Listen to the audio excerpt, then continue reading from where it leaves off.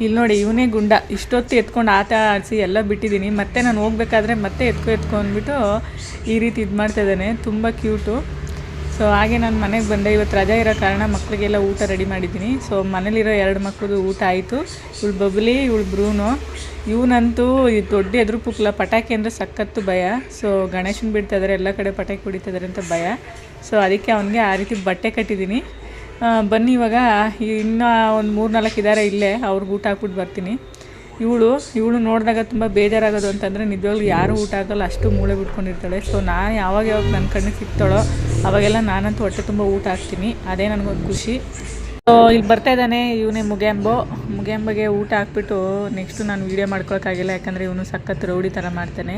ಊಟ ಎಲ್ಲ ಒಬ್ಬನೇ ತಿನ್ನಬೇಕು ಅನ್ನೋಷ್ಟು ಬೇರೆಯವನ್ನೆಲ್ಲ ಓಡಿಸ್ತಾನೆ. ಅದಕ್ಕೋಸ್ಕರ ನಾನೇನು ಮಾಡಿದೆ, ಇವನು ಸಪ್ರೇಟ್ ಇಲ್ಲ ಹಾಕ್ಬಿಟ್ಟು ಹಾಗೆ ಉಳಿದಿರೋರಿಗೆ ಊಟ ಹಾಕ್ಬಿಟ್ಟು ನೆಕ್ಸ್ಟು ನಾನು ಮನೆಗೆ ಹೋದೆ. ಸೊ ಇನ್ನೊಂದು ಸರಿ ಯಾರ್ಯಾರಿಗೆ ಏನೇನು ಇಟ್ಟಿರ್ತೀನಿ, ಎಷ್ಟು ಜನ ಇದ್ದಾರೆ ಅಂತ ಅನ್ನೋದನ್ನೆಲ್ಲ ನೆಕ್ಸ್ಟ್ ವ್ಲಾಗಲ್ಲಿ ಹೇಳ್ತೀನಿ.